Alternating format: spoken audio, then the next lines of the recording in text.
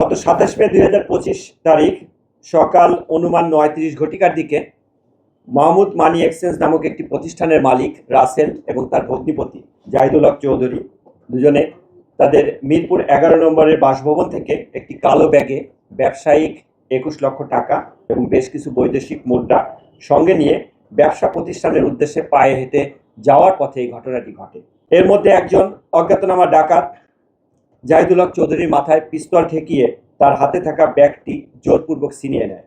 তারা ডাকাত দলকে প্রতিরোধ করার চেষ্টা করলে অজ্ঞাতনামা মুখোশধারী একজন ডাকাত পিস্তল দিয়ে ফাঁকা এক রাউন্ড গুলি করে ভীতির সৃষ্টি করে এবং অন্য একজন ডাকাত ধারালো চাপাতি দিয়ে জাহিদুল হক চৌধুরীর কোমরের বাম পাশের নিচের মাংসপেশিতে আঘাত করে।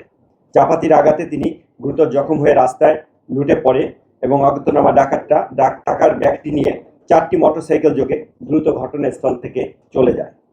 ঘটনার সংবাদ পাওয়া মাত্রই পুলিশ কমিশনার মহোদয়ের নির্দেশনায় ডিবির একাধিক টিম তদন্ত কার্যক্রম শুরু করে। তদন্ত কার্যক্রম করে ঘটনার রহস্য উদ্ঘাটন, জড়িতদের গ্রেপ্তার, ব্যবহৃত অস্ত্র ও গাড়ি উদ্ধারের লক্ষ্যে তারা মাঠে নামে। তথ্য প্রযুক্তি ব্যবহার করে এবং গোয়েন্দা তথ্যের বিশ্লেষণে প্রাপ্ত তথ্যের ভিত্তিতে ডিবি টিম ঘটনায় ব্যবহৃত একটি হাইয়েস মাইক্রোবাস শনাক্ত করে।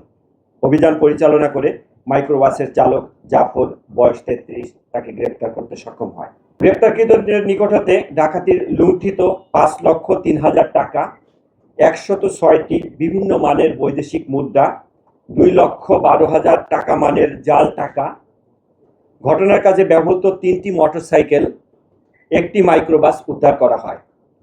এছাড়া ডাকাতির কাজে ব্যবহৃত একটি বিদেশি পিস্তল, 2 রাউন্ড গুলি, একটি চাপাতি ও 3টি খেলনা পিস্তল উদ্ধার করা হয়। এ ঘটনায় ভিকটিম জাহিদুল হক চৌধুরী বাদী হয়ে মিরপুর মডেল থানায় একটি ডাকাতি মামলা দায়ের করেন। মামলার তদন্ত কার্যক্রম চলমান রয়েছে এবং জড়িত অন্যান্য অপরাধীদের গ্রেপ্তার সহ অবশিষ্ট মালামাল উদ্ধারের অভিযান অব্যাহত রয়েছে।